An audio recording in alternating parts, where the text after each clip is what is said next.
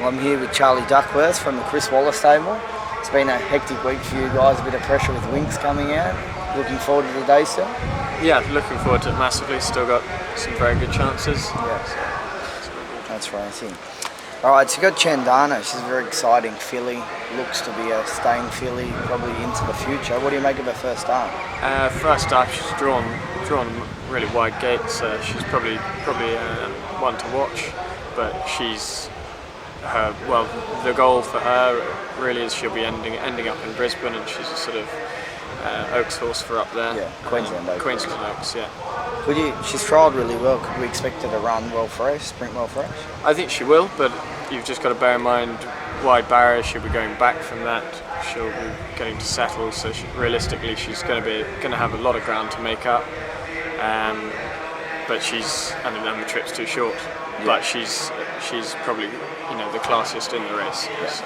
She's only a lightly framed filly last time in. Has she strengthened up a bit? She has. She's strengthened up, and she was a very different horse to what you would have seen in her last prep. She's bigger, she's stronger, and she's better. But it's just 1400's probably sharp.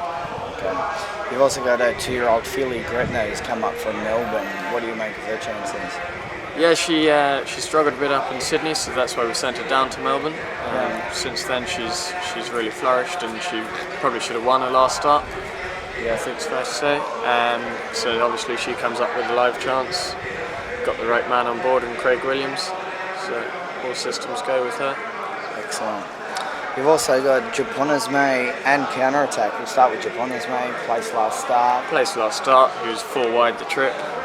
It's obviously wonderful to see Peter Moody win that Group 1 on his last night, but he wasn't far behind it. Another stride or two he would have got there, I think, anyway. And so he's been going great guns since. He's travelled up here no problem. And Counter Attack, we've taken the winkers off, put the blinkers back on. When he ran in the Coolmore, he was wearing his blinkers. When he won the start before, he was blinkers. So hopefully. Why did he take the blinkers off last start? He trialled at Warwick Farm with Jay Ford. Yep.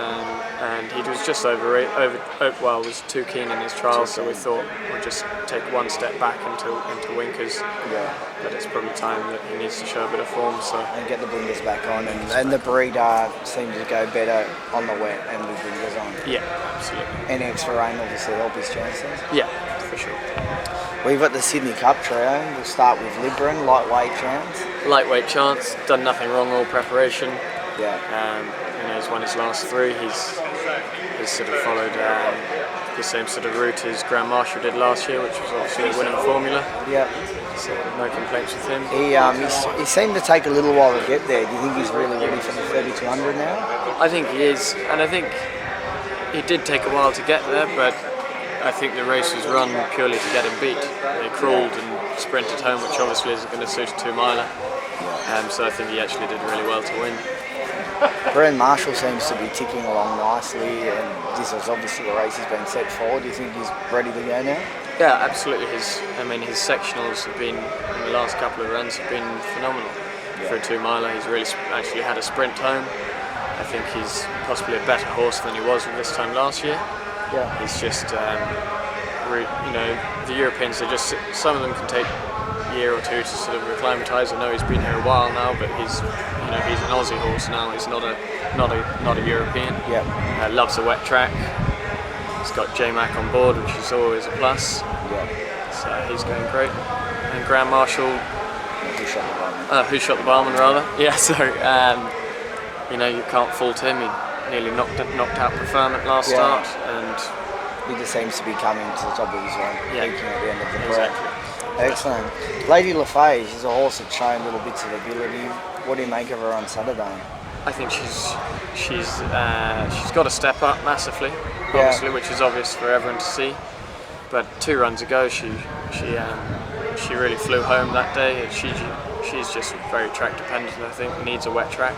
So you think wet tracks will her go and down in the waves? Yeah, exactly. So. And you've also got Preferment. Are you a little bit worried about the possible shifty ground for Preferment? Yeah, it would be his biggest worry. Otherwise, I think you'd be going in on Saturday quite confident. He's shown 2000 is his best trip. Yeah. Obviously, I know he won over 2400, but dropping back will be no problem to him.